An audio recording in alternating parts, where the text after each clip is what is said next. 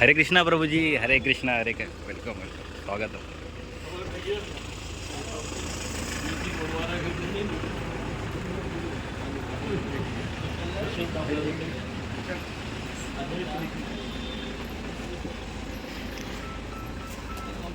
हरे कृष्णा प्रभु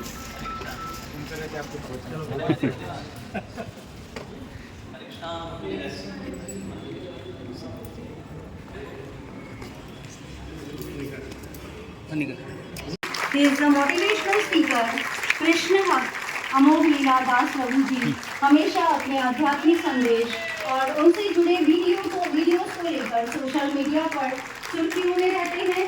आध्यात्म और भक्ति को लेकर उनके वीडियो काफ़ी पसंद किए जाते हैं। लेकिन क्या आपको पता है, महज 40 वर्षीय अमोघ लीला प्रभु इंजीनियरिंग जॉब छोड़कर संत बन गए। 2010 में सांसारिक जीवन छोड़कर भक्ति की राह पकड़ ली। अच्छी नौकरी और लग्जूरियस लाइफस्टाइल को छोड़कर इन्होंने भक्ति का मार्ग अपनाया। ये सचमुच सीखने योग्य है। तो आइए तालियों के साथ बुलाते हैं हिज ग्रेस अमोघ लीला दास प्रभु जी।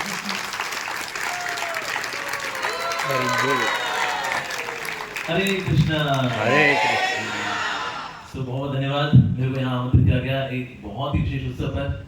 और ये बालाजी अस्पताल निश्चित रूप से बन रहा है, इसमें कितने ही लोगों का इलाज होगा और कितनी ही दुआएं मिलेंगी। सो निश्चित रूप से बहुत ही प्रशंसनीय कार्य है और आज आ सकता है यहाँ पर आना। So it is certainly festival for the eyes and festival for the heart. और शुरुआत भी इतनी सुंदर हुई। वेद प्रकाश मिश्रा जी से हमने सुना, my God, what an orator, what a speaker. He speaks from the heart and each and every word was loaded with knowledge and divinity. Thank you very much, बहुत धन्यवाद। और साथ ही हमने एमएलए साहब को सुना, उन्होंने तुमको लगा वो गया था एक्चुअली ब्रेड ऊपर नीचे होती है, तो बीच में क्रीम आती है, इसलिए तो ये जो सैंडविच है it was very tasty because of you actually. आपका आना, we know that you are super duper busy in your schedule but still you found time for this occasion. तो आपको भी हृदय से बहुत धन्यवाद दैट यू केम हियर। और आप सबका बहुत धन्यवाद कि आप सब यहाँ पर आए। और एक बार फिर से दीक्षित परिवार को हार्दिक शुभकामनाएं कि इतना सुंदर जो उनका इनिशिएटिव है ये हॉस्पिटल खोलने का, तो उनको हृदय से धन्यवाद। और साथ ही भगवान श्री कृष्ण से प्रार्थना करता हूँ कि भगवान श्री कृष्ण का आशीर्वाद पूरे अस्पताल पे और जो लीडर्स हैं, डॉक्टर्स हैं, मैनेजर्स हैं, उन सब के ऊपर भगवान का आशीर्वाद बना रहे। हरे कृष्णा। क्योंकि मेरे को यहाँ बुलाया गया तो अक्सर बोला था कि अमोघ लीला दास जी हैं, उन्होंने संसारिकता छोड़ दी है और वो बहुत व्यस्त हो चुके हैं। एक्चुअली ऐसा नहीं है। तो ये दो तरह के संत होते हैं। ऐसे संत होते हैं जो कि रहते हैं गुफाओं में, रहते हैं हरिद्वार में, ऋषिकेश में, और वाकई में संसार से एकदम अलग रहते हैं। और दूसरी तरह के एक और संत भी होते हैं जो कि संसार में रहते हैं लेकिन संसार के होकर नहीं रहते, लेकिन संसार की सेवा में रहते हैं। सो वो हमारे ऐसे लोग होते हैं जो कि हम सबकी सेवा करते हैं। देखा जाए तो मैंने संसार छोड़ा नहीं, मैं आप सबके बीच में हूँ, आपके बीच में खाता पीता उठता बैठता बोलता चाहता। तो इसलिए इन वे देखा जाए तो मैंने वास्तव में संसार छोड़ा नहीं है। संसार में हूँ लेकिन हाँ संसारी तरीके से नहीं हूँ, लेकिन संसार में लोगों की सेवा करने के लिए हूँ। वैसे मेरा ओरिजिनल प्लान था that I will become millionaire, बहुत पैसा कमाऊंगा और गरीबों की सेवा करूंगा। लेकिन मैंने ऑब्जर्व किया कि ना दुनिया में लोग तन से कम दुखी हैं, मन से ज्यादा दुखी हैं। लोगों के पास पैसा भी है, धन संसाधन भी है, ऐश्वर्य है, पावर है, पोस्ट है, पोजीशन है, कंफर्ट्स है, फेम है, ब्यूटी है, सब कुछ है, लेकिन फिर भी वो सुखी नहीं, क्योंकि उनका मन जो है वो दुखी है।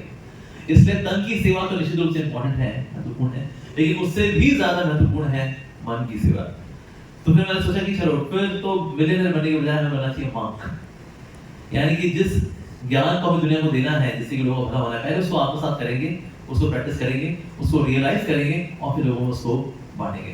तो इसलिए मन जो है वो ज्यादा इंपॉर्टेंट। नो डाउट हमारे अस्पताल भी बहुत जरूरी है जहाँ तन का इलाज होता है, लेकिन साथ साथ में मन का इलाज करना भी जरूरी है। जैसे कंप्यूटर के अंदर हार्डवेयर भी होता है, सॉफ्टवेयर भी होता है, दोनों इंपॉर्टेंट है। ज्यादा जरूरी है सॉफ्टवेयर। जैसे आपके पास वो सैमसंग गैलेक्सी का फोन हो, बहुत बढ़िया फोन, ठीक है, लेकिन उसका सिम कार्ड जो है वो खराब है। दूसरी तरफ आपके पास है नोकिया 3310 बटन वाला फोन, लेकिन उसका जो सिम कार्ड है वो अच्छा काम करता है। तो एक्चुअल में आपका काम कौन सा फोन आएगा? सैमसंग गैलेक्सी, इसका बढ़िया हार्डवेयर है लेकिन सॉफ्टवेयर खराब है, या फिर नोकिया 3310 जो बाहर से तो ईटे जैसा फोन है लेकिन उसका सिम कार्ड काम करता है। सो कौन सा फोन आप चूज करेंगे? सिम कार्ड वाला ही है, दैट्स ट्रू। तो इसलिए सॉफ्टवेयर जो है ज्यादा जरूरी, यानी मन का ध्यान रखना बहुत अधिक आवश्यक है। और इसमें विशेष रूप से योगदान देता है अध्यात्म यानी स्पिरिचुअलिटी। अध्यात्म जो है, सबसे पहले ना कॉर्पोरेट सेक्टर में सबसे पहले लोग चुनाव करते थे कि हमें लोगों को हायर करना है, ऐसे लोगों को हम लेंगे अपनी ऑर्गेनाइजेशन के अंदर जिनका भी आईक्यू बहुत अच्छा हो। लेकिन ये पाया गया कि ना ये साइकोमेट्रिक टेस्ट में जो आईक्यू वाले लोग होते हैं, they do best of scams, क्योंकि दिमाग है लोगों का, आईक्यू अच्छी है।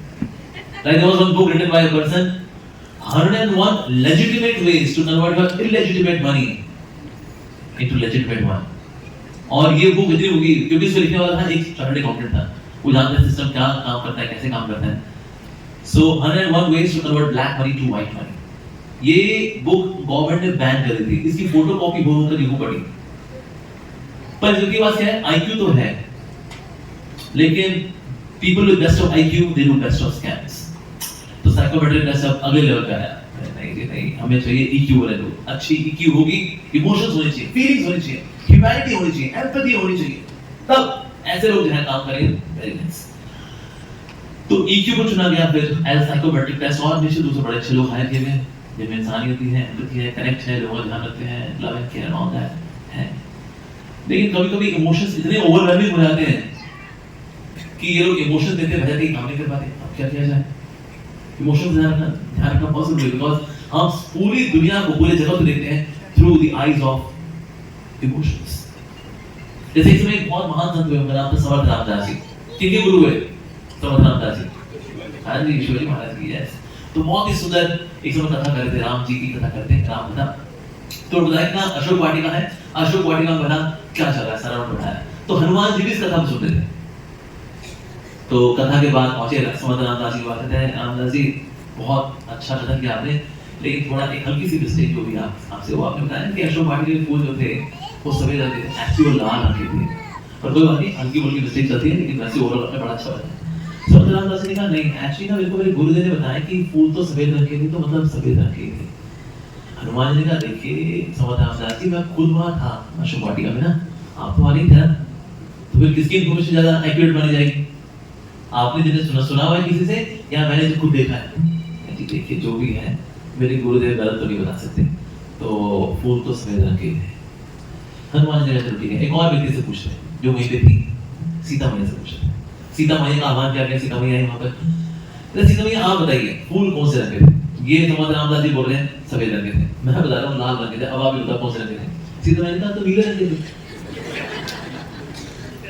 हनुमान जी ने कहा अरे आपको हमने कॉन्फ्लिक्ट को रिजॉल्व करने के लिए बुलाया था, आपने तो कॉन्फ्लिक्ट को और कॉम्प्लिकेट कर दिया, अब क्या करें? अब फिर सॉल्यूशन देखिए राम जी से आएगा, because Lord Ram is omniscient, तो सर्व जाता है। तो श्री राम जी को बुलाया गया, श्री राम जी आप बताइए, ये समर्थ रामदास जी ने कहा कि कह रहे हैं कि सफेद रंग के फूल, मैं कह रहा हूँ लाल रंग के थे, सीता मैया कह रहे हैं ब्लू रंग के थे, नीले रंग के थे, अब आप ही बताइए कौन से रंग के थे? तो राम जी ने कहा वास्तव में सफेद रंग के थे, लेकिन हनुमान क्योंकि तुम बड़े क्रोधित थे, तो क्रोध के भाव से जब तुम फूलों को देखते थे वो लाल रंग के फूल नजर आते थे, और क्योंकि सीता हमेशा मेरे विरह में थी और विरह भाव से हमेशा अश्रु प्रभावित कर रही थी, तो उन अश्रुओं के माध्यम से वो देखती थी, तो उनको वो फूल नीले रंग के नजर आते थे, लेकिन वास्तव में फूल तो सफेद रंग के थे। तो इस जगत को हम देखते हैं किससे? अपने इमोशंस के थ्रू। तो इसे इमोशंस हमारा जरूरी है, बिल्कुल जी, बहुत ज्यादा जरूरी है, तो बहुत आवश्यक है। तो लेकिन इमोशंस हमारा क्या संबंध है? वो है स्पिरिचुअलिटी। यानी कि अब next psychometric test was based on SQ, spiritual quotient, यानी कि आपकी आईक्यू को संभालता है ईक्यू और ईक्यू को संभालता है एसक्यू। आईक्यू को कौन संभालेगा? इंटेलिजेंस क्वोशिएंट को, इमोशनल क्वोशिएंट, और इमोशनल क्वोशिएंट कौन संभालेगा? Spiritual quotient. तो स्पिरिचुअलिटी ये हमारी आवश्यकता है वास्तव में। अब इसके से मैस्लोज नीड्स हिरार्की पड़ी है स्कूल टाइम में, एनसीईआरटी की किताब है मैस्लोज नीड्स हिरार्की, किसको याद है? जो कॉमर्स वाला वो उसको शायद याद हो। सबसे नीचे जो आती है बेसिक नीड है वो है फिजिकल नीड, यानी कि अच्छा खाना, अच्छा सोना, व्यायाम करना, ये हमारी फिजिकल नीड है। इसके ऊपर फिर आती है आपकी मेंटल नीड्स, इमोशनल नीड्स, वो भी जरूरी है, वो भी जरूरी है, सोशल नीड्स वो जरूरी है, इंटेलेक्चुअल नीड्स, कुछ नया सीखना, कि हमारी इंटेलेक्चुअल नीड है, ये पूरी करना जरूरी है, बिल्कुल जरूरी है। इगोइस्टिक नीड, क्या इसको पूरा करना जरूरी है? बिल्कुल। जब किसी तारीफ करते हैं, अरे माता जी क्या पराठे बनाते हो आप, वाह क्या अरे यार क्या काम करते हैं आप, अरे वाह क्या बात, star performer of the month, star performer of the quarter. और बेसिकली इससे कौन सी आपकी इच्छा पूरी, कौन सी नीड पूरी हो रही होती है? Egoistic need. जब हमारी प्रशंसा करता है, वी रिकॉग्नाइज, तो हमारी ईगोइस्टिक नीड पूरी होती है। तो हम सारी नीड्स पूरी कर लेते हैं हाँ जी, लेकिन सबसे ऊपर एक नीड है जो बेचारी भूखी रह जाती है। ये कौन सी नीड है? Spiritual need. ये भी हमारी आवश्यकता है। और ये बात कहाँ लिखी है? ये एनसीईआरटी की किताब में लिखी है, हमने स्कूल में पढ़ी है। मैस्लोज नीड्स हायरार्की में सबसे ऊपर जो नीड है वो है स्पिरिचुअलिटी का नीड। और जब ये नीड पूरी नहीं होती, अगर आपकी बाकी सारी नीड्स पूरी हो रही, even then you still feel dissatisfied. आपके जीवन में संतोष नहीं आता। फिर संतोष जब नहीं आता, हम कहते हैं यार कैसे पूरा करें, संतोष पता नहीं क्यों, पता नहीं क्या ही कमी है। हाँ सब कुछ तो है, पता नहीं क्या ही कमी है। तो कुछ लोग दारू से पूरा करते हैं, चलिए दो पैसे उसको पूरा कर लेते हैं उसको। तो कुछ लोग चलिए सुट्टा मारने जाते हैं, तो भाग लो आप करने के लिए निकल जाते हैं। तो उनको पता नहीं यार कौन सी क्या चीज है जो कि ना जीवन में नहीं है, जिसकी वजह से असंतोष है। सब कुछ है जीवन के अंदर, लेकिन बस पता नहीं क्या है चीज है वो। पर वो है स्पिरिचुअल नीड। जब तक आप स्पिरिचुअल नीड को पूरा नहीं करेंगे, आपके जीवन में कभी भी कंप्लीट संतोष आने वाला नहीं है। इससे आप देखिए दुनिया के अंदर जितने सुसाइड करने वाले लोग हैं, उनमें से एक भी स्पिरिचुअलिस्ट नहीं होता। Never. In every 40 second there is a suicide in this world. 40 गिनिए, एक व्यक्ति ने निपटा दिया उसको। In fact, the number of people committing suicide is twice the number of the people who are being killed by someone else. यानी कि दुनिया में लोग दूसरों से कम दुखी हैं, अपने आप से ज्यादा दुखी हैं ऐसा। लेकिन जितने भी लोग जो सुसाइड करते हैं दुनिया के अंदर, 450 मिलियन लोग जो कि आज डिप्रेशन का शिकार हैं, उनमें से 55 मिलियन लोग इवन दे अटेम्प्ट सुसाइड। इनमें से एक भी जेन्युइन स्पिरिचुअलिस्ट नहीं है। यानी कि सुखी कौन है, स्पिरिचुअलिस्ट या मटेरियलिस्ट? Spiritualist, obvious. मतलब अगर कोई स्पिरिचुअलिस्ट अगर दुखी है, then it's an oxymoron। Oxymoron मतलब होता है यानी कि वो अपने आप में ही एक कॉन्ट्रडिक्टरी स्टेटमेंट। जैसे मैं बोलूं एक बुढ़िया बचपन में मर गई, संभव है? कहीं में चौंका नहीं लगता है, एक बुढ़िया बचपन में मर गई, ये संभव है? नहीं, संभव नहीं है। So it's an oxymoron। जैसे हम लोग बोलते हैं, oh this guy is stinking rich, it's an oxymoron। जो stinking होते हैं वो rich नहीं होते, जो rich होते हैं वो stinking नहीं होते। So this guy is thinking rich। तो इस प्रकार से ये बोलना ये एक दुखी स्पिरिचुअलिस्ट है, it's an oxymoron। यानी ये सेल्फ कॉन्ट्रडिक्टरी है। जो स्पिरिचुअलिस्ट हो चुका है वो कभी दुखी नहीं होता है, और जो आज भी दुखी हो रहा है यानी वो स्पिरिचुअल बना नहीं है। यस। तो इसलिए आध्यात्म जब तक जीवन में नहीं आता, स्पिरिचुअलिटी भक्ति जब तक जीवन में नहीं आएगी, भले ही हमारे पास सब कुछ आ जाए, इवन देन कुछ ना कुछ हमेशा लाइफ में गिरती रहेगी फॉर श्योर।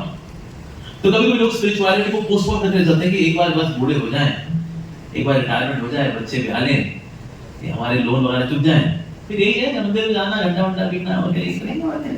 अभी थोड़ी, अभी तो ये जवानी रा रा रा रू। तो अक्सर लोग जो है जवानी में लोग नहीं आते, कहते हैं यार अभी थोड़ी ना माला पकड़ेंगे हाथ में, अभी तो माला नाम की लड़की का हाथ पकड़ेंगे। तो इससे अक्सर लोग यंग एज में नहीं आ रहे, यार बूढ़े लोग आते हैं, उनके पास कुछ नहीं होता था, वो भी बेल्ला, जो स्पीकर है वो भी बेल्ला, या दो बेले लोग आपस में लगे हैं, अरे हम तो कोई ढंग का काम अपने जीवन में नहीं होता। तो इससे कई बार लोग यंग एज में स्पिरिचुअलिटी में नहीं आते, थिंकिंग कि भाई ये तो अभी सही समय थोड़ी ना है, बुढ़ापे में करते हैं, बुढ़ापे में जब ओल्ड एज आएगी देन वी विल डू। अब देखा जाए एक्चुअली फर्स्टली कोई गारंटी नहीं कर सकता कि हम बुढ़ापे तक पहुंचेंगे। कितने लोग कोविड में 6 पैक वाले थे, पॉलिथीन की बैग में थे, क्योंकि कुछ नहीं पता कब मृत्यु आए, कुछ नहीं पता। मृत्यु बता के आती, मैं व्हाट्सएप मैसेज करूं, मैं कल आ जाऊं, मैं नहीं, कल मैं बिजी हूं, फिर कभी पॉसिबल है वो मिस कॉल दे या फिर एसएमएस करे, ईमेल करे, ना जी ना। मृत्यु तो बस आती है। एक से मृत्यु तो है बिजनेस टाइकून के पास पहुंची और बोले चलो जी चला, अरे excuse me, who are you? I am death, मैं मृत्यु, मैं बस आती हूं। बोले अरे ऐसे कैसे, हमसे अपॉइंटमेंट लिए बिना कैसे आ गए तुम? तो मृत्यु ने कहा मैं अपॉइंटमेंट नहीं दी थी, मैं बस आती हूं, चलना है आपको, ये लिस्ट है, लिस्ट आपका नाम है, चलो चले। उसने अपना नाम लिखा, अरे यार ये नाम तो है लिस्ट में। तो उसने कहा मृत्यु तो इतना घूमती फिरती है, थोड़ा बहुत खाना पीना बनता है, ठीक है। तो उसने मृत्यु को सरसों का साग, मक्की की रोटी और बड़ा ग्लास लस्सी का पिलाया। लस्सी के बाद क्या होता है? नींद आती है। इसलिए देखो बहन जी थोड़ा सा आराम भी कर लो, इतना घूमती फिरती हो, इतना बढ़िया आपने लस्सी पिए पूरा गिलास, लस्सी के बाद सुना तो बनता है। तो मृत्यु थी, आधे घंटे के लिए पावर नैप ले ली, उसने सो गई। इसने मीनवाइल क्या किया, अपना नाम ऊपर से निकाला, सबसे नीचे डाल दिया कि देख बहन कोई बात नहीं, गलती हो जाती है, इट्स ओके। सो मृत्यु उठी आधे घंटे बाद, मृत्यु वाज रियली रिफ्रेश्ड। मृत्यु ने कहा वाह व्हाट अ हॉस्पिटैलिटी, क्या बात है, ऐसा प्रेम, ऐसा स्नेह, बहुत बहुत धन्यवाद। मैंने डिसाइड किया कि मैं लिस्ट को नीचे से शुरू करूंगी। So can we manipulate that? No, वो तो बस आती है जी। मेरे दोस्त था, वो 5 मई लोगों को ये योगा करना सिखाया करता था। 24 साल का जवान, handsome, good, disease free body एकदम। शीर्षासन लगाया उसने और बोला ये होता है शीर्षासन। तो लोग बोला शीर्षासन के बाद शायद ये ऐसे गिर जाना ये आसन का पार्ट है, लेकिन वो आसन के बाद उठे नहीं। तो सोच रहा हाँ शवासन, वो वाकई में शवासन ही था वो। So by the time उसको हॉस्पिटल लेके गए, it was declared dead, disease free body। कब क्या हो जाए कुछ नहीं पता। उस दौरान in the year 2002 एक खबर आई थी, how one family within half an hour finished। कैसे फिनिश हुई? एक पालक का गुच्छा लेकर क्या है फ्रिज में रखा है, उस पालक के गुच्छे के अंदर सांप का बच्चा था। वो बाहर आ गया, अब ये तो सारी परफोरेटेड शीट होती है फ्रिज के अंदर, उससे वो नीचे गिरा, अंदर कसौला था दही का, उसमें बाहर आ नहीं पाया, वहीं मरा, सारा जहर दही में आ गया। सुबह सुबह माँ ने सबको दही खिलाया। जब तक पिताजी बच्चों को लेकर के पहुंचे स्कूल, बच्चों ने बोला पापा अजीब लग रहा पापा। जब तक हॉस्पिटल लेके गए, बच्चे डिक्लेयर्ड डेड। वाइफ को फोन आया, मेरी बहुत तबीयत खराब है, जब तक घर पहुंचे वाइफ डेड। जब तक बंदा विलाप करता मेरे बच्चे के, मेरी पत्नी गई, वो खुद डेड। हाफ एन आवर के अंदर फैमिली फिनिश्ड। सो मृत्यु कब कैसे किसको आ जाए कुछ नहीं पता। तो जो लोग ये सोचे बैठे कि बुढ़ापे में करेंगे, सर बुढ़ापे तक पहुंच पाएंगे किसी गारंटी क्या है? हम भले ओले क्रीम लगाएं या फिर पॉन्ड्स ईच में निकल झुर्रियां छुपाओ। हम झुर्रियां छुपा कर धोखा किसको दे रहे हो? खुद को। क्या वाला में बाल रंग लिए, गोदरेज हेयर डाई, प्राकृतिक कालापन, क्या लॉ यार हेयर कलर। तो इस तरह से हम अपने आप को शीशे में देख करके धोखा तो दे सकते हैं, पर जो सच है वो सच तो रहेगा ही रहेगा। That we are moving towards death and death can come at any moment। तो जो लोग ये सोचे बैठे हैं कि हम बुढ़ापे में करेंगे भक्ति वगैरह, सर बुढ़ापे तक पहुंच पाएंगे इसकी कोई गारंटी नहीं है। साथ ही बुढ़ापे में ना जो सोच रहे हैं कि बुढ़ापे में हम जाने करेंगे, ओल्ड एज में एक अहंकार आता है, बड़ा विशेष किस्म का अहंकार आता है, उसको बोलते हैं white hair and false ego. यानी कि ना व्यक्ति ज्ञान लेने के लिए ना उसे लग रहा है हमने दुनिया देखी है जी, हमने क्या धूप में बात देखी है, हमको सब पता है। तो जब ये व्हाइट हेयर फॉल्स ईगो आती है तो व्यक्ति सुनने के लिए समझने के लिए तैयार होता नहीं है। And sometimes intelligence becomes so dull कि कुछ सुन ले सीख ले ना जी ना। हमने सुना है लोग ना जो क्लास में बैठे होते हैं, बुजुर्ग हैं, किसी ने खींच काट के लिया है, हमने क्लास में बता दिया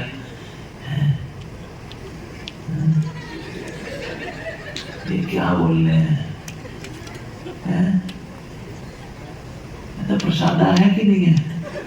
तो भाई कैसे मान लेंगे, तो होता रहेगा प्रसाद। So sometimes even old age में हमारी इंटेलिजेंस भी इतनी डल हो जाती है कि हम स्पिरिचुअल सब्जेक्ट मैटर्स को सुनने के लायक ही नहीं रहते हैं एक्चुअली। ऐसा भी होता है।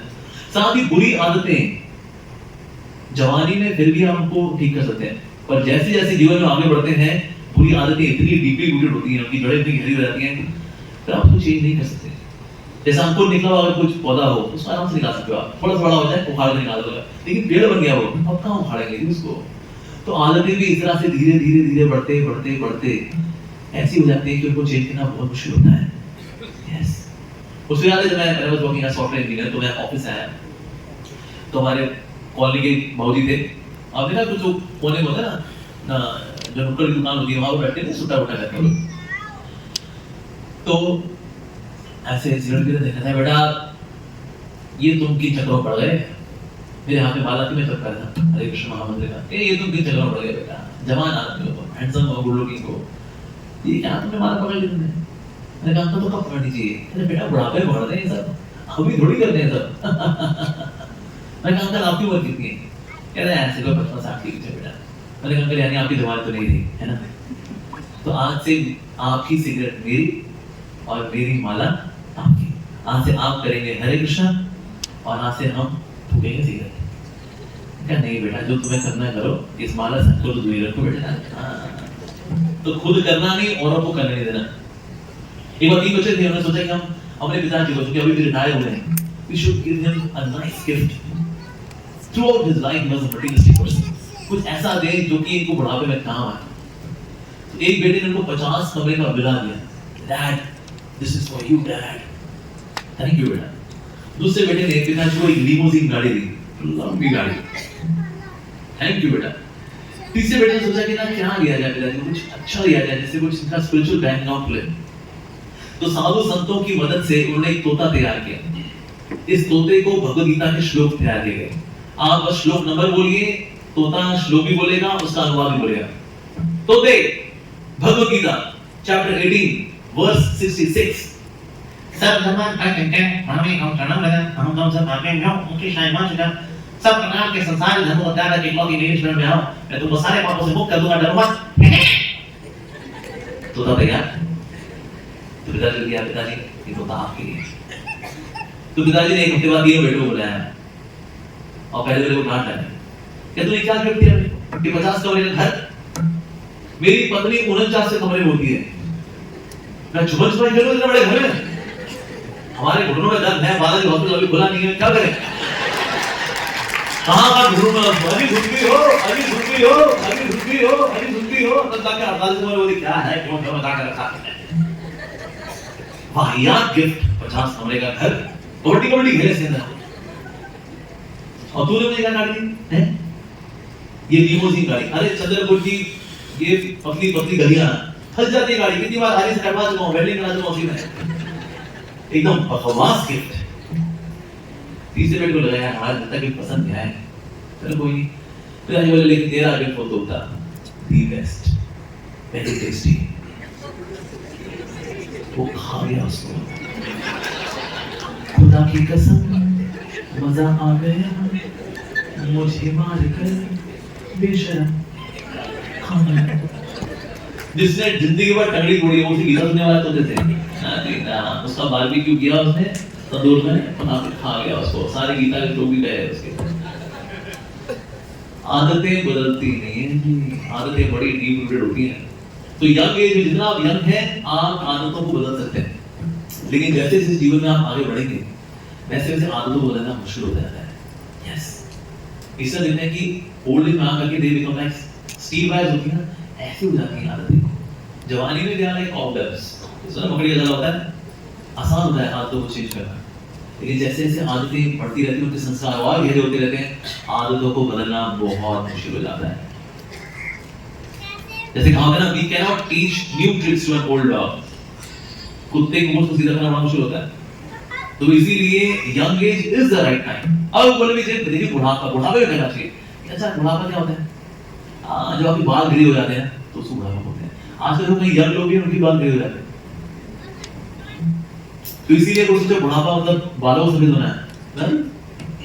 अगर बैलेंस की कमी है आपके बालों में, आपके ग्रे बाल हो सकते हैं, बिल्कुल हो सकते हैं। अच्छा और क्या होता है बुढ़ापा मतलब घुटनों में ग्रीस खत्म हो जाना। लेकिन आजकल यंग लोगों में भी ग्रीस नहीं है, कई लोग आधी बात में नहीं बैठ पाते, वो ऐसा नहीं हुआ था, वो अब वहाँ कटक कटक की आवाज आती है। Yes, vitamin D, B3 strong लेना पड़ता है, कैल्शियम लेना पड़ता है, यंग एज में लोगों को है। अच्छा दृष्टि इनकी कमजोर हो जाती है, दृष्टि वो तो किसी कई कमजोर है, कई चौके लोग हैं। अच्छा और जो व्यक्ति मृत्यु के नजदीक हो उसको बोलेंगे हाँ ये व्यक्ति बूढ़ा है, पर हम लोग हमेशा मृत्यु के नजदीक हैं, कभी भी मृत्यु आ सकती है। तो देखा जाए तो वी आर ऑलवेज ओल्ड, इसलिए इंग्लिश में बोलते हैं how many years old you are, और वो व्यक्ति बोलता है I am 25 years old. So in a way देखा जाए we are always close to death. तो इसलिए स्पिरिचुअलिटी को प्रैक्टिस करना ये बहुत अधिक आवश्यक है। पर सवाल आता है कि कैसे प्रैक्टिस करते हैं इसको? तो इसलिए सिंपल सूत्र है ABCD। A for association of devotees, यानी कि हमें भक्तों का संग करना चाहिए, और जेन्युइन भक्त, ये मेरा झूठा सवाल है नहीं, मेरा सच्चा सवाल वाले नहीं, जो वाकई में जो भक्त हो भक्तों का संग करना चाहिए। और पहले लोग यही क्या करते थे, पहले लोगों का बहुत ही जीवन सरल हुआ करता था, खेती बाड़ी करेंगे, 4-5 घंटा खेती करेंगे, और उसके बाद सबके सब कृष्ण कथा राम कथा सुनने के लिए बैठेंगे, सबको थोड़ा सा मूढ़ी, थोड़ा सा केला एज प्रसाद मिला, एंड दैट्स इट। सिंपल। संगति से शक्ति मिलती है, संगति से हमारी इच्छाएं आती हैं। आप देखिए हमारी जो जितनी इच्छाएं वहां से आती है संगति से।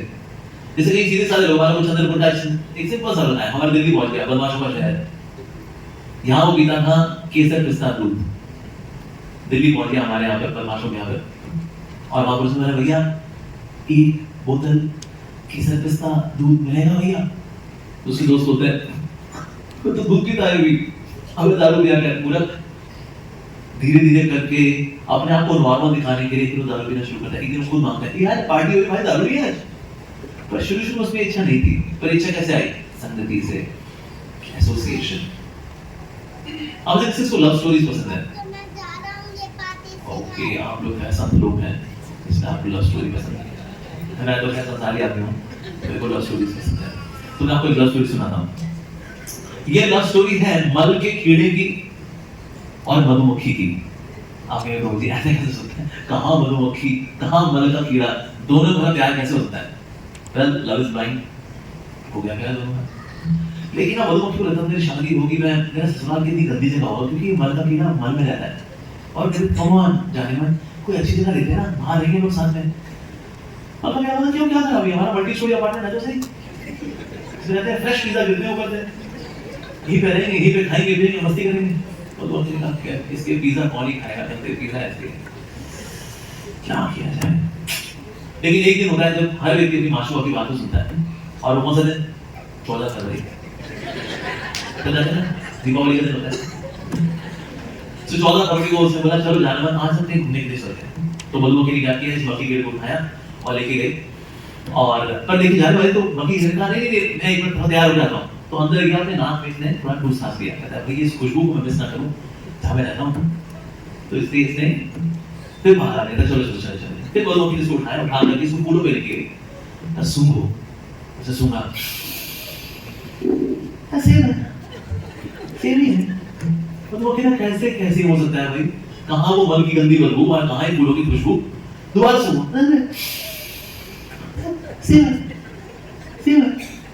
मधुमक्खी को डाउट हुआ, उसने झांके, गंदा आदमी नाक के अंदर मल घुस के आया है। तो मधुमक्खी ने इसको उठाया, वहां पे पानी लेके गई स्विमिंग पूल में, उसको थोड़ा सा नहलाया, फिर लेकर के आए, अब सूंघो, अब सूंघा, क्या बात है, बेहोश हो गया वो। उसको उठाया मधुमक्खी ने, कैसा बहुत ही खुशबू आ है। तो मधुमक्खी ने जीभ बाहर निकाली, तो जीभ बाहर निकाली, मधुमक्खी ने एक ड्रॉप शहद डाला, उसने शहद लिया, अरे पूरा मदहोश हो गया वो। अरे वाह ये क्या जगह है, कहते हैं इसको फूलों का बगीचा बोलते हैं, झंडू मांग, जिसको तू मानता है मेरा मल्टी स्टोरी अपार्टमेंट ये वो, वहां से फ्रेश पिज्जा गिरते हैं, शी गंदी जगह है, ऐसे ससुराल कौन है, नहीं हम यहीं पे रहेंगे। सो कभी कोई व्यक्ति जो है संसारी जो इतना ज्यादा लिप्त होता है, उसको पता नहीं होता वास्तव में एक ऐसा स्थान भी, एक ऐसी जगह भी है जो कि खुशियों की है, आनंद की है, चिन्मय है, भक्तिमय है, पता नहीं होता। तो हम लोग बहाना लगाते रहते हैं, बहुत लोग कहते हैं आइए आइए कभी हमारे होते हैं, हाँ आना तो है, क्या करें, वॉशिंग मशीन लगानी थी, संडे है ना, बच्चों के एग्जाम आ गए हैं, नेटफ्लिक्स पे पिक्चर देखनी थी हमको, और बहाने देते रहते हैं। लेकिन यही व्यक्ति जब आता है भक्तों के संग में, तो पता लगता है अरे हम क्या मिस कर रहे थे, संगति। अच्छा आप पूछो क्या चींटी चांद को छू सकती है? यस या नो? कैसे? अगर वो शिव जी के सर पे बैठी हो तो, राइट? शिव जी का नाम है चंद्रमौली, उनके सर पे आते चंद्र, राइट? तो अगर शिव जी के सर पे बैठी हो चींटी तो चांद को छू सकती है। यानी कि संगति अगर अच्छी हो तो आप वो भी कार्य संपन्न कर सकते हैं जो कि आपके बूते का वैसे नहीं है, but you can accomplish it. Why? Because of the grace of the association which you have. इधर आप देखिए, आप और कुछ नहीं होते, you are just and just resultant of top 5 people you associated.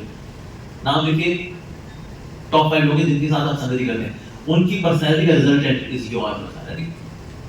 तो इससे एक और एसोसिएशन ऑफ डिवोटीज भक्तों का संग करना चाहिए।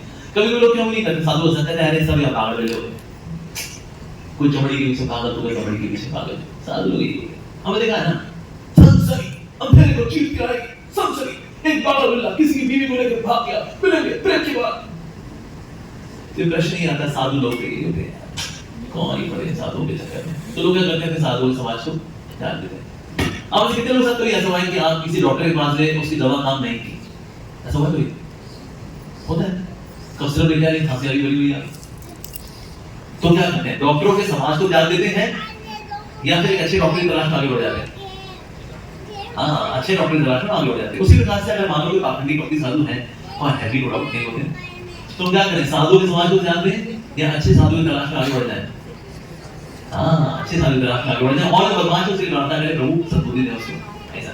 सो A B for books like Bhagavad Gita, Bhagavatam हमको पढ़ने चाहिए। और अगर हिंदुओं की खास बात है, हिंदू लोग अपनी बुक्स नहीं पढ़ते, वो फेसबुक पढ़ रही हो, लेकिन फेस के आगे बुक ले आए। हाँ जी, हाँ। हमने एक समय गीता साथ कॉन्टेस्ट किया था दिल्ली में और करीब 1.25 लाख बच्चों ने एनरोल किया था और इस कॉन्टेस्ट को जीते मुस्लिम लड़की ने। तो उस मुस्लिम लड़की को अपने स्टेज बुलाया, पोडियम पे आई, उसको बोला बेटा 2 शब्द आप शेयर करना चाहते हैं साथ। तो इस मुस्लिम लड़की ने कहा कि मैंने भगवद गीता पढ़ी इस गीता साथ कॉन्टेस्ट के अंदर एज अ कंपटीशन, हालांकि लेकिन मेरे को पढ़ के इतना अच्छा लगा कि मैं सारे हिंदू भाइयों बहनों से रिक्वेस्ट करती हूँ, आप सबके पास आपकी पर्सनल कॉपी होनी चाहिए भगवद गीता की। हम मुसलमानों के पास हमारी पर्सनल कॉपी होती है कुरान की, लेकिन हिंदुओं के पास उनकी पर्सनल कॉपी नहीं होती भगवद गीता की। सो एक मुसलमान लड़के ने हिंदुओं को बोला कि मैं रिक्वेस्ट करती हूँ अपने सारे हिंदू भाई बहनों से, you should have your personal copy of Shrimad Bhagavad Gita. अब जिन लोग गाड़ी चलाते हैं और हर 5000 या 10,000 किलोमीटर के बाद अपनी गाड़ी की सर्विसिंग कराते हैं, अंदर क्यों करते हैं? ऐसा कहाँ लिखा है? उसके मैनुअल में ऐसा लिखा है, यानी कि गाड़ी को हम चलाते हैं मैनुअल के हिसाब से। अच्छा, जिंदगी कैसे चलाते हैं? जिंदगी जो है, हमारी लाइफ जो है, इसको कैसे चलाते हैं हम? इसको बिना मैनुअल के चलाते हैं। भगवद गीता ये जीवन जीने का मैनुअल है, लेकिन हम भगवद गीता जैसे मैनुअल को पढ़ते नहीं और लाइफ चलाते चलाते। इस मान लो कोई व्यक्ति बस स्टेशन पे खड़ा हो, उसे बोले भैया गाड़ी बैठे वाले हो, क्यों इस गाड़ी में तुम क्यों बैठे? और बोले दी सब बैठे तो हम भी बैठे। अच्छा, तो तुम कहाँ जाओगे? हैं? जहाँ सब जाएंगे वहाँ भी चल जाएंगे। तो ये आदमी नॉर्मल है कि पागल है? कभी कड़े सवाल है, दोबारा पूछो। एक आदमी स्टेशन को आपने पूछा भैया तुम कहाँ जाओगे? जहाँ सब जाएंगे वहाँ भी चले जाएंगे, और तुम कहाँ उतरोगे? जहाँ सब उतरेंगे वहाँ भी तो जाएंगे। तो आदमी नॉर्मल है कि पागल है? पागल है। अच्छा, कोई अगर हमसे पूछे तुम क्यों जी रहे हो? हैं? सब जी रहे हैं, जी रहे। अच्छा, तो लाइफ आपको करना क्या है? हैं? तो सब करेंगे, करेंगे। फिर आदमी नॉर्मल है कि पागल है? हाँ, और इस हिसाब से देखो दुनिया में 99.99% लोग, और पागलों की खास बात होती है, पागल उसको पागल नहीं मानता। हम कैसे पागल? तुम पागल, तुम्हारा खानदान पागल, हम कैसे पागल? पागल लोग उसको पागल नहीं मानते। यस, एक से पंडित जवाहरलाल नेहरू पागल खाने में गए, तो डॉक्टर से पूछे पागलों में सबसे कम हानिकारक पागल कौन सा है? तो डॉक्टर ने कहा वो पीछे जो कोने बैठा हुआ है सबसे कम हानिकारक वही है। चलो ठीक है, उससे जाके बात करो। तो पंडित जवाहरलाल नेहरू ने कहा कि ना आप यहाँ पर हैं, आपके आसपास से वैसे हलते लगे, कैसा लगता है आपको? एक राजा अपनी प्रजा को अगर देखे ऐसे, तो राजा को दुख होगा, कंफर्म है पागल हो जाएंगे। सो कहता आपका नाम क्या है? तो मैं बोला तू बता तेरा नाम? तो पंडित जवाहरलाल नेहरू ने कहा ठीक है, मेरा नाम है पंडित जवाहरलाल नेहरू और मैं इस देश का प्राइम मिनिस्टर हूँ। जब ये पागल ने सुना वो हंस हंस के लोटपोट हो गया। तो पंडित नेहरू ने कहा भैया मैंने कोई जोक भी सुना है, मैंने अपना नाम बताया तेरे को, ऐसे ही हंस रहे हो? तो पागल हुआ जब मैं 6 साल पहले यहाँ पर आया था, मैं भी अपना कोई बोलता था कि मैं पंडित जवाहरलाल नेहरू और मैं देश का प्राइम मिनिस्टर हूँ। तो मेरे को यहाँ भी अब तेरी बारी। तो जब तक किसी को अपनी आइडेंटिटी क्लियर नहीं है, ऐसा व्यक्ति क्या है? पागल। यस, तो अपनी स्पिरिचुअल आइडेंटिटी अगर हमको नहीं पता चल गया पागल। और ये स्पिरिचुअल आइडेंटिटी रिवील होती है श्रीमद् भगवद गीता से। भगवद गीता का दूसरा अध्याय उसी से शुरुआत करता है कि not the body we are soul. हम शरीर नहीं है, हम आत्मा है और हम प्रभु के सेवक हैं, लेकिन हमको पढ़ते नहीं भगवद गीता को। So Bhagavad Gita is a manual of life. भगवान द्वारा गाया गया गीत है, भगवद गीता पढ़ना चाहिए। कुछ लोग इसे नहीं पढ़ते, बोलते हैं समय में तो आनी नहीं है यार। एक बंदा बोल रहा भाई तू लड़ ले, दूसरा बोलता मैं नहीं लड़ूंगा, दूसरा बोल रहा तू लड़ ले, मैं नहीं लड़ूंगा। फाइनली फिर अर्जुन ने कहा भाई स्यापा मंगाओ, लड़ो।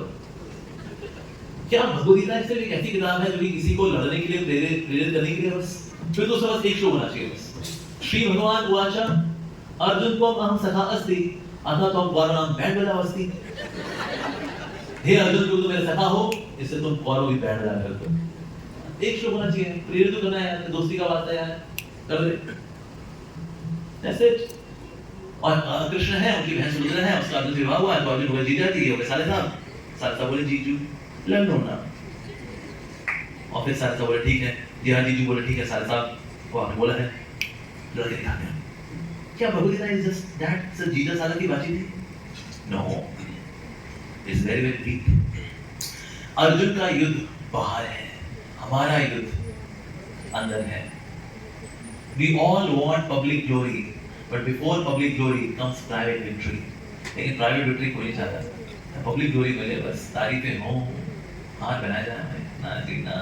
लाइफ आगे बढ़ने के लिए हमें be for books like Bhagavad पढ़नी चाहिए। अगर आपको समझ नहीं आती, so what, you can always approach someone।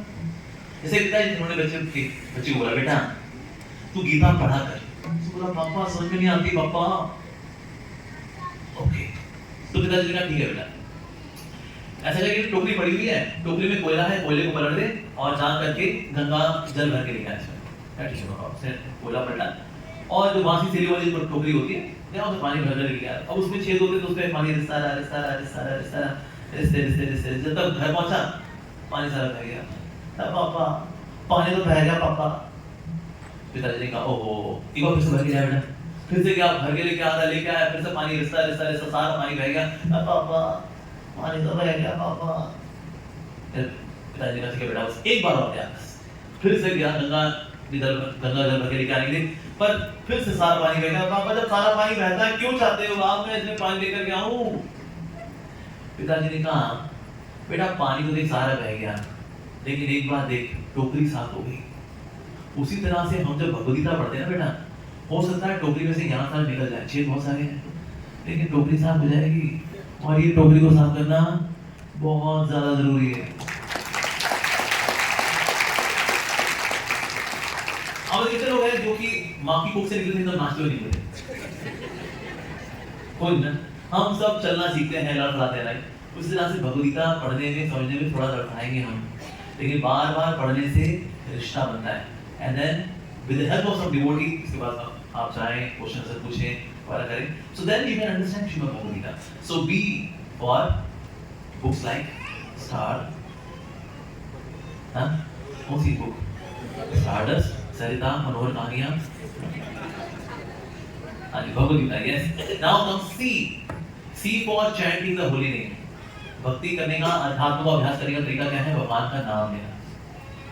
और ये नाम इसलिए दिया गया कलयुग वालों को, बिकॉज कलयुग वाले स्पिरिचुअली बहुत ही डल हो गए। बाकी दुनिया जहां में जिसको जहां बोलोगे ना मन लगाए थे, एक प्रभु में मन नहीं लगता, बस भगवान में मन नहीं लगता। इसलिए भगवान ने सबसे आसान तरीका दिया नाम। सतयुग वाले ध्यान लगा लिया करते थे, हम लोग ध्यान लगा लेंगे, हमारा ध्यान कहाँ कहाँ जाता है बता नहीं सकते, बहुत बेइज्जती होगी हम लोगों की। यस, सो ध्यान लगता नहीं। अच्छा, त्रेता वाले थे वो यज्ञ करते थे, हमारे यज्ञ करने वाले बड़े मुश्किल से होते हैं। ब्राह्मण प्रामाणिक ब्राह्मण मिलना बड़ा मुश्किल है कलयुग के अंदर, मिल जाना बहुत सी बात है, बड़ा मुश्किल है। इंग्रेडिएंट शुद्ध हो जाए वो नहीं होते। ये सोयाबीन के दूध का बना घी जो है उसका स्वाहा करो, कुछ नहीं होने वाला उससे।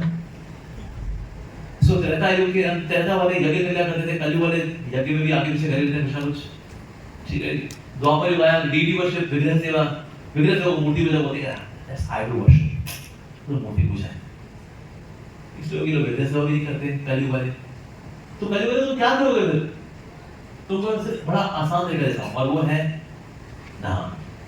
मेरा नाम ले लो बस, इतने से बात करने हो जाएगा। आप पांडव का सुना मुझे? पांडव किससे रामायण पढ़ी है? रामायण में पांडव सुना ना? नहीं सुने? अच्छा, ओ अच्छा, महाभारत में होते हैं। ओह ठीक है, मुझे एक बात मेरी अभी आप इतने चले हुए।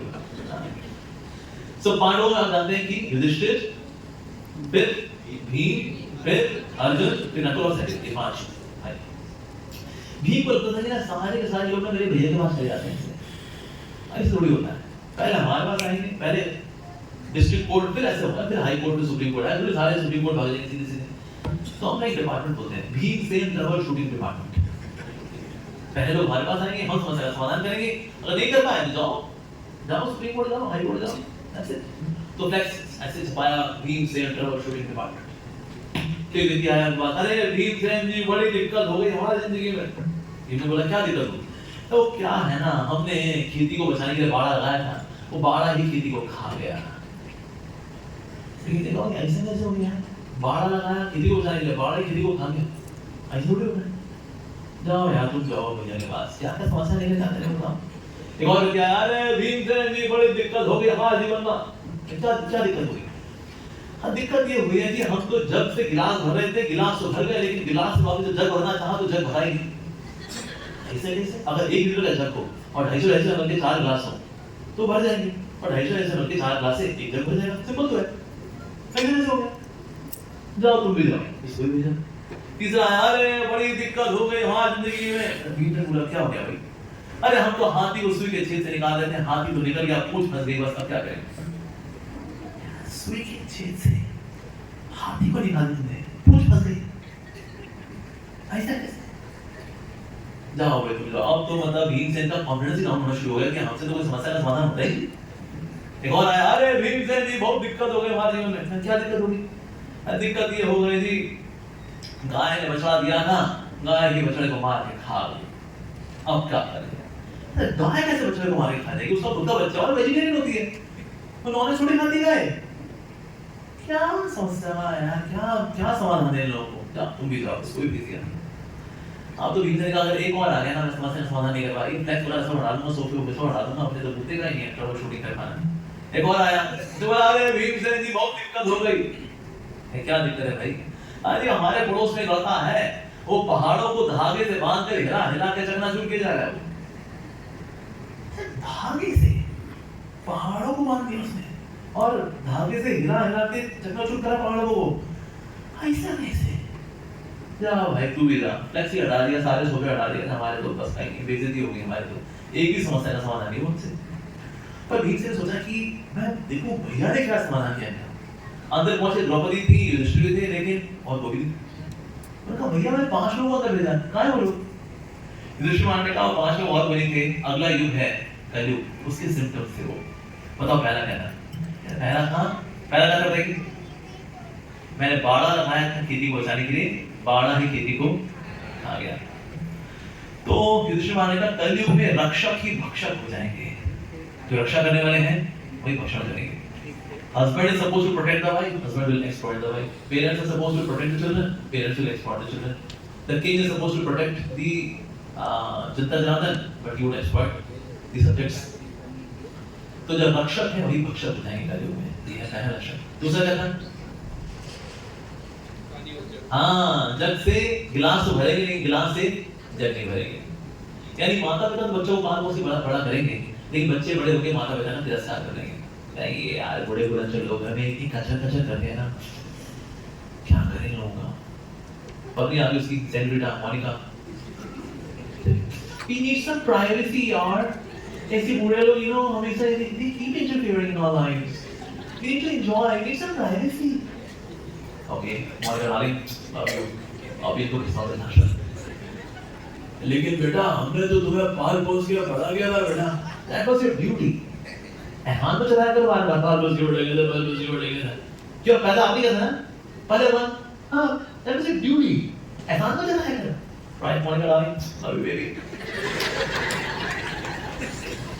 तो जग से गिलास तो भरेगा, लेकिन गिलासों से जग नहीं भरेगा, ये कलयुग का इवोल्यूशन है। तीसरा, हाथी और सुई, ये सुई के छेद से हाथी तो निकल गया, पूंछ फंसी बस। तो युधिष्ठिर ने कहा कलयुग में बड़े बड़े डॉन, बड़े बड़े क्रिमिनल खुला घूमेंगे, छोटे मोटे चोर उचक्के ये बस लॉकअप में अंदर बाहर होते रहेंगे। हाथी तो निकल जाएगा, पूंछ फंसेगी बस। So that's the third symptom of कलयुग। चौथा क्या? गाय और बछड़ा, गाय और बछड़े को मार के खा गई। तो युधिष्ठिर ने कहा कलयुग में माएं अपने बच्चों को अपनी कोख में मारेंगी। You know we can't afford this child, गिरा दो इसको। हाँ यार इस आईपीएल का इस अनचाही प्रेगनेंसी से छुटकारा पा, गोली खा बच्चा गिरा, लड़की है जल्दी गिरा। तो वो काम कभी चुड़ैल भी नहीं करती, वो इंसान करेगा कलयुग में। माएं अपनी कोख में अपने बच्चों को मारेंगी। अब होता है हर साल कितने रजिस्टर्ड अबॉर्शंस होते हैं? 1 करोड़। हर साल 1 करोड़ माएं अपने बच्चों को कोख मारती हैं। My God. सो गाय अपने बछड़े को मार के खा गई। This is one more symptom of Kaliyuga. पांचवा क्या था? हाँ, तो यीशु मसीह का पहले 4 तो नेगेटिव थे, पांचवा पॉजिटिव है, और वो ये है कि कलयुग में भगवान श्री कृष्ण के नाम के धागे से पाप के पहाड़ हिल हिल के चकनाचूर हो जाएंगे। ऐसा तो भगवान के नाम का तो महिमा है कि ये पापों से मुक्त करता है आपको, पाप करने की इच्छा से मुक्त करता है आपको। आप सबने जनक महाराज, जनक महाराज कौन थे? किसी पापा थे? सीता जी। तो जब राम जी ने लीला समाप्त की तो फिर जनक महाराज वापस आके धाम जा रहे थे, तो उनको आवाज आई, जनक महाराज। ये आवाज कहां से आई? जनक महाराज। चंद्रपुर आकर के हंसते हैं, वो ढूंढते रहते, नीचे पहुंचे, नर पे लोग बोल रहे हैं जनक महाराज, जनक महाराज। क्या हो गया हम लोग? यहाँ बड़ी पिटाई होगी हम लोगों की। अरे तो मेरा नाम क्यों मार रहे हो आप लोग? उन्होंने कहा जब आपके शरीर को हवा छू के नर्क में आती ना, तो वो हवा जब हमको छूती है तो आराम मिलता है। मेरे मारने को मैं यही कुर्सी बिठा रहा, तो अभी कोई बोल नहीं है, आपको आराम मिलेगा। But if you call Yamraj, तो जनक महाराज ने यमराज कॉल किया, Yamraj this is Janak calling, where are you? Yamraj ने कहा जनक महाराज आप यहाँ कैसे आ गए भाई? आप मेरे सामने। तो तुरंत बाहर आए, उनको वेलकम किया। अरे ये तो मैं इनकी पुकार सुनकर जा रही है, ये लोग चीख चिल्ला रहे हैं, क्या है? तो जनक महाराज ने यमराज बताया कि ये वास्तव में पापी लोग हैं। ये देखो, ये इसको क्यों फ्राई कर रहे हो तुम लोग? इसने बड़ी टंगड़ियां तोड़ी हैं, इसके चक्कर में कहीं दीवार में फ्राई नहीं। तो चाहे फ्राइडे हो या सैटरडे हो, इसने सबको फ्राई किया था। तो जितना इसने फ्राई करवाया और वो अपने लिए, उतना इसको फ्राई किया था। अच्छा, और ये लिक्विड फायर में मिला रहे हैं उस व्यक्ति को, लिक्विड फायर से मिलाएंगे, जितनी दारू भी है उतनी लीटर इसको लिक्विड फायर मिलाया जाएगा, क्योंकि शरीर का इसने मिसयूज किया। ये भगवान का मंदिर होता है, मिसयूज किया जाता है दारू पी के, ओल्ड रॉक पिएंगे ऑन द रॉक्स। खूब जमेगा, जमे बैठने को यार आप मैं और बैक फाइबर, इसको बैक फाइबर भी लाने, इसको दूसरे वाला हमारा ब्रांड है नर वाला, वो भी लाने इसको। अच्छा, इस प्रकार से एक करके तो सबके गिनाने शुरू के पाप जनक महाराज के पास। ये पावर पॉइंट प्रेजेंटेशन होगी कि बताओ इसका समाधान क्या है।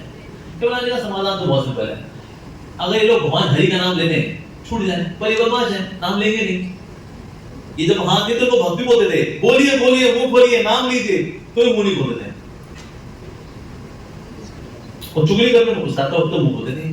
या तो ये हरि का नाम लेने वाले हैं नहीं, इसलिए इनका एक ही निष्कर्ष है, पिटो, इसलिए इनकी पिटाई चल रही है।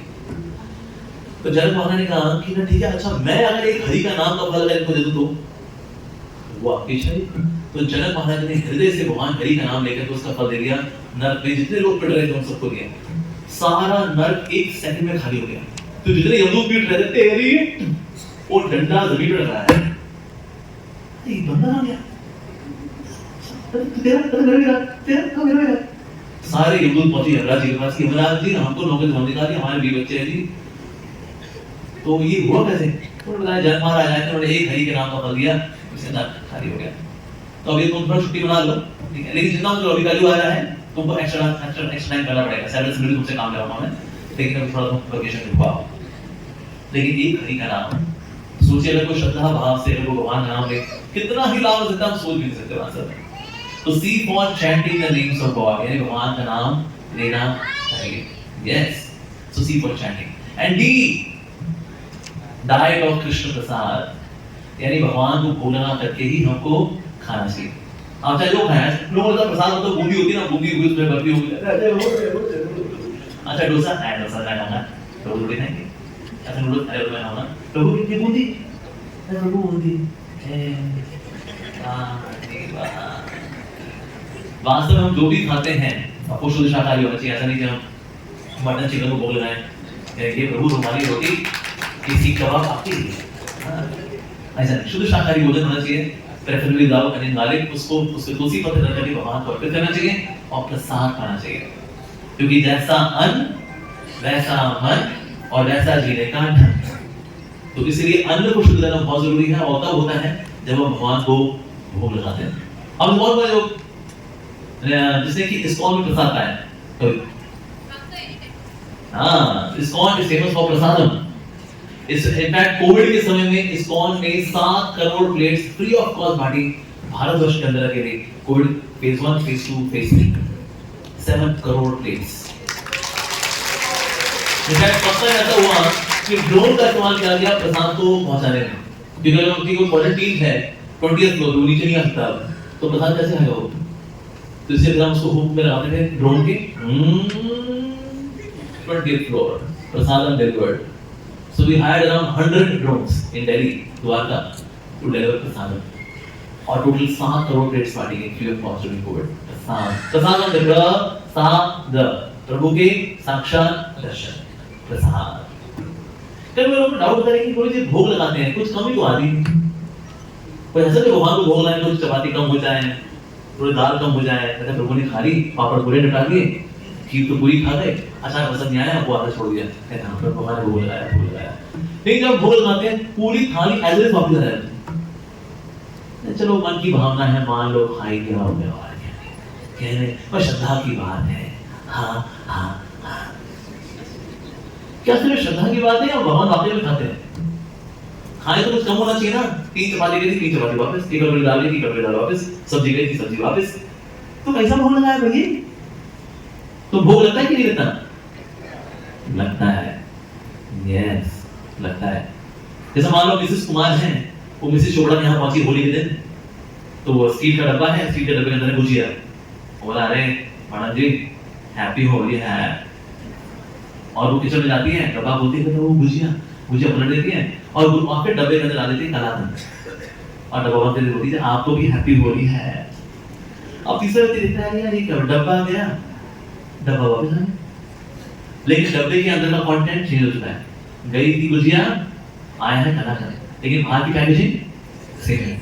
उस तरह से जाता है भोग, आता है प्रसाद, लेकिन बाहर की पैकेजिंग सेम है। 3 चपाती गई 3 चपाती आई, 1 कटोरी दाल गई 3 कटोरी दाल आई।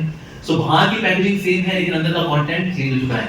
गया था भोग, आया है प्रसाद, गई थी सेवा, आई है कृपा। सो इससे अंदर का कंटेंट चेंज हो जाता है।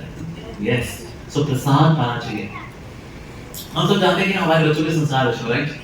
लेकिन जब तक अन्न ही शुद्ध नहीं होगा ना आपके बच्चों के संस्कार अच्छे हो ही नहीं सकते। तो अपने बच्चों को चाहे वो इडली वड़ा डोसा सांभर सैंडविच पास्ता जो खाना चाहे खाइए, लेकिन खिलाइए उसको, लेकिन भगवान को भोग लगा करके खिलाइए। सो भक्ति का मतलब ही ABCD है। A फॉर एसोसिएशन और devotee, B for books like Stardust, Bhagavad Gita Bhagavat में ऐसे पढ़ना चाहिए हमें। अच्छा, C फॉर चैंटिंग और होली नेम, भगवान का नाम लेना चाहिए। यस, जैसे हम लोग लेते हैं Hare Krishna devotees, Hare Krishna Krishna Krishna Hare Hare, Hare Ram Ram Ram Hare Hare. And D for diet of prasadam, prasad पाना चाहिए, भगवान को भोग लगाएं फिर वो पाएं, ये करना चाहिए। एंड दिस इज भक्ति, वेरी सिंपल। अगर कोई ABCD कर लेगा तो उसको जीवन का XYZ मिल जाएगा। ठीक है जी, ठीक है, मैं बना देता हूँ। हरे कृष्णा। कहते हैं वो सवाल है, फ्यू क्वेश्चंस, इसको सवाल हो तो हाथ खड़ा कर सकते हैं।